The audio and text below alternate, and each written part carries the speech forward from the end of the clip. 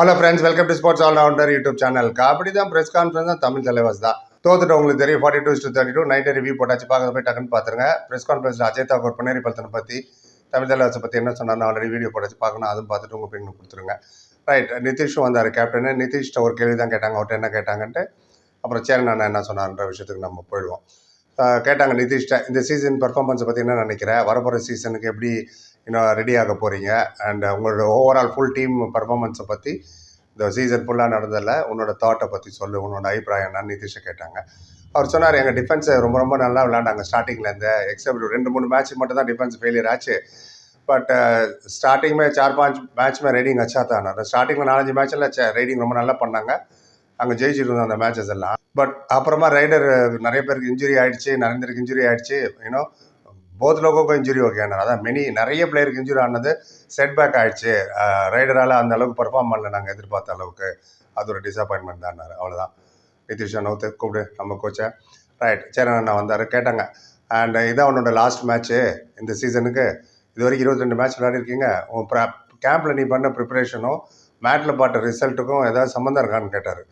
How to you see that, எப்படி பார்க்குறாதுன்னு. ஏன்னா preparation அப்போ நீங்கள் என்ன பண்ணீங்கன்னு எனக்கு தெரியாது, பட் ஒன்றும் தெரியும்ல, அதை தான் இங்கே இம்ப்ளிமெண்ட் பண்ணாங்களான்னாரு. அவர் சொன்னார், இஸ் லாஸ்ட் மேட்ச் में डिफेंस भी सही नहीं खेला. இந்த மேட்ச்சை பற்றி பேசினார் முடிஞ்சதை. ஸ்டார்டிங் में अफेंस भी सही नहीं खेला. அதாவது இந்த மேட்ச்சில் ஸ்டார்டிங்கில் டிஃபென்ஸும் சரியாக விளையாடல, அஃபென்ஸும் சரியாக விளையாடல. செகண்ட் ஹாஃப் में डिफेंस अच्छा खेला लेकिन अफेंस में सक्सेस नहीं हुआ அப்படின்ற. செகண்ட் ஹாஃபில் டிஃபென்ஸ் ரொம்ப நல்லா விளையாண்டாங்க, பட் திருப்பி அஃபென்ஸ் வந்து அந்த அளவுக்கு சக்ஸஸ் ஆகலை. और मोइन पहले अच्छा खेला, आज थोड़ा प्रॉब्लम है इसलिए वो नहीं खेलाண்டார். யாரும் கேட்கல இந்த கேள்வியை, ஆனால் கண்டிப்பாக கேட்பாங்கன்னு தான் நம்மளே கேட்டோம், ஏன் மோயின் ஷபாகி விளையாடலன்னு.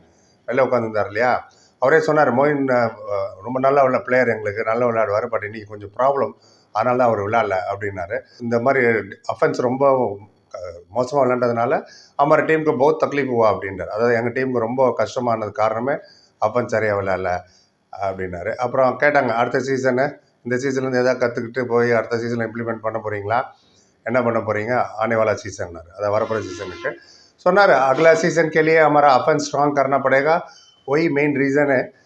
एंड डिफेंस स्टार्टिंग से ही अच्छा खेल रहा था और अफेंस में प्लेयर को इम्प्रूव करना पड़ेगा और सक्सेस करके ரைடர் को खिलाना पड़ेगा அப்படின்றார். அது ஆமாம், அதாவது வரப்போகிற சீசனுக்கு கண்டிப்பாக அஃபென்ஸை ஸ்ட்ராங்காக நாங்கள் ரெடி பண்ணணும்.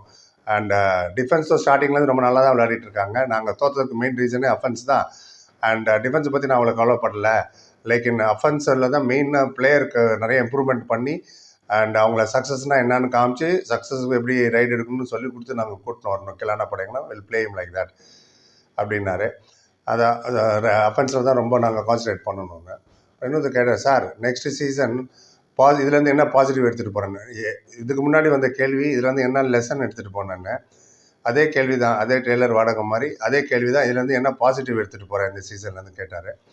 सोना इस सीज़न में पॉजिटिव भी है नेगेटिव भी है, दोनों है. पॉजिटिव तो डिफेंस अच्छा खेला और ऑफेंस में सक्सेस नहीं हुआ, ये नेगेटिव है. दोनों मिला के खेला तो टीम जीतेगा. और नेक्स्ट सीज़न दोनों डिपार्टमेंट में सही करके कोशिश करेंगे जीतने की அப்படின்ட்டார். அவ்வளோதான். அவர் என்ன சொன்னார்னா, இந்த சீசனில் வந்து பாசிட்டிவ்னு பார்த்தீங்கன்னா பாசிட்டிவ் நெகட்டிவ் ரெண்டுமே இருக்குது. அண்ட் பாசிட்டிவ்னு பார்த்தீங்கன்னா டிஃபென்ஸ் ரொம்ப நல்லா விளையாண்டாங்க. நெகட்டிவ் பார்த்தீங்கன்னா அஃபென்ஸ் வந்து ரைடர் சரியாகவே பெர்ஃபார்ம் பண்ணல. ரெண்டும் ஒன்றா சேர்ந்து விளையாண்டா தான் நம்ம ஜெயிக்க முடியும். மேட்ச் ஆகட்டும், கப் ஆகட்டும். ஸோ நெக்ஸ்ட் சீசனுக்கு 2 டிபார்ட்மெண்ட்டும் ஸ்ட்ராங் ஆக்கி நல்லா ட்ரைனிங் பண்ணி ட்ரை பண்ணுவோம் கப்பு ஜெயிக்கிறதுக்கு அப்படின்னாரு. ஸோ இதுதான் அவர் சொன்னது. இதுதான் இந்த சீசனோட கடைசி ப்ரெஸ் கான்ஃபரன்ஸ் வருது. இன்னொரு வீடியோ ஒன்று வருது, அதாவது மேட்ச்சுக்கு முன்னாடி சேரன் அண்ணாவும் அஜய் தாக்கூரும் பேசினாங்க. அவங்க என்ன பேசுனாங்கன்னு நான் சொல்கிறேன். அண்ட் மெல்பர்ன் போறியாமேன்னு வேறு கேட்டாங்க இவர் அஜய் தாக்கூர். இப்போ மெல்பர்னில் ஒரு மேட்ச் இருக்கு இல்லையா, 28ஆம் தேதி, அதை பற்றி என்ன சொன்னாலும் அந்த வீடியோவில் சொல்கிறேன். இப்போதைக்கு தான் நீங்கள் என்ன நினைக்கிறீங்க, நேரத்தில் கோட்டை விட்டோம் அந்த சீசனை. ஒரு 2 வின்னு மிஸ், அவ்வளோதான். 2 வின்னு மட்டும் இருந்தால் போயிருந்துருப்போம்னு நினைக்கிறேன். அதனாலே கான்ஃபிடன்ஸ் போயிடுச்சு கடைசியில். 2 வின்னாலும் 60 தானே சார் வரும்பீங்க. நான் என்ன சொல்கிறேன்னா, நடுவில் 2 வின்னு கிடச்சிருந்தா நம்ம மேபி 70-72 வந்து முடிச்சிருப்போம்.